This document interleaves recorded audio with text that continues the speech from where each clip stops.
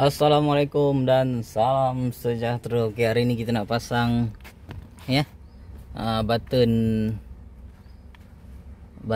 control steering pada Android player yang Degate. Android player yang dipasang pada Degate, kita nak pasang control button steering ni, kita akan letak kat sini ya. Sini satu sebab yang ni asal dia memang tak ada control kat steering. Jadi kita akan pasang yang ni. Yang ni asal daripada Viva saya lah, tapi sebab Viva dah tukar steering yang ada control, jadi yang ni saya nak pasang kat sini lah. Okey, teruskan menonton. Okey, first kita cabut casing dulu lah.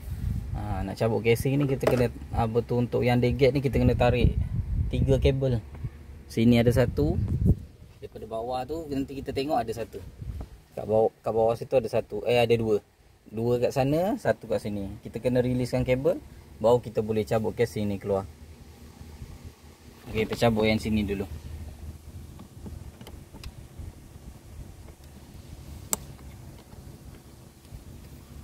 Kita kena tekan lah dia punya ni, kita tekan, lepas tu kita cabut dia punya ni keluar. Sini dah cabut, kita cabut yang belah bawah pula. Okay, belah bawah ni ada dua ni Satu, dua. Cabut Okey, dah cabut bawah, baru kita boleh tanggalkan casing ni. Casing ni dah ada pakai klip dia. Okay, untuk casing kita cabut je daripada atas, dah ada klip nampak. Ni klip dia dah. Kita cabut je.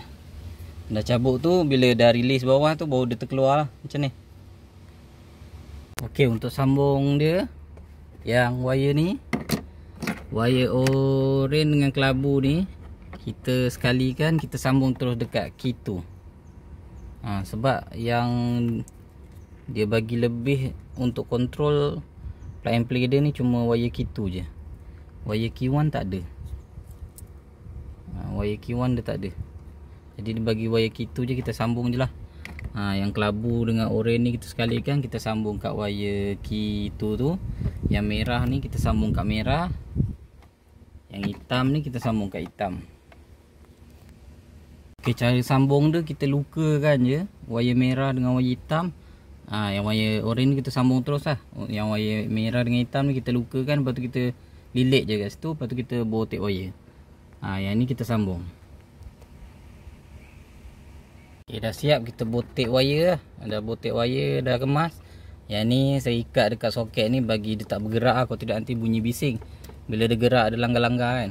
Kita ikatkan terus kat soket plug and play ni, bagi dia tak bergerak. Okey, dah siap ni, kita test lah. Okey, dah kita nak test, kita masuk setting lah. Kita try setup, tengok. Masuk kat setting. Okey, kita pergi dekat ni. Okey, enter steering wheel setting interface ni. Okey, ni tekan okey. Okey, lepas tu kita pairing kan dengan kita punya button steering ni. Okey, ni kita tekan butang untuk volume. Kita tekan volume tambah, lepas tu kita tekan kat sini. Bila kita tekan ni, dia akan masuk lah. Yang ni untuk volume turun. Dah okey, untuk play, mana play? Play pause, kita tekan play pause. Okey, dah. Untuk next, kita tekan next. Dah. Untuk ni previous dah. Okey, ni dah settle masuk. Kita masukkan lagi satu ni. Dan lagi satu ni untuk menu tengah ni saya buat power lah. Untuk on off power sudah letak menu tengah.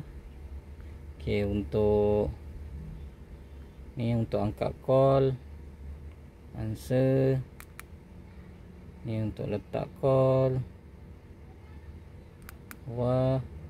Yang ni untuk GPS navigation, saya buat GPS. Okey, yang ni saya buat EQ. Ni EQ. Okey dah. settle. Dah settle ni kita boleh try lah. Kita try.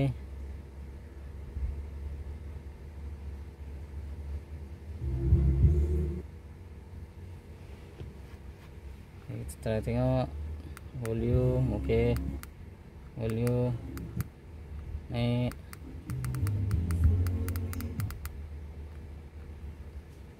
Next. Okey. Okey lah. Dah boleh. Dah settle. Ni kita boleh pasang balik ni. Sekarang kita akan teruskan dengan ni pula, tebuk lubang untuk masukkan button control ni.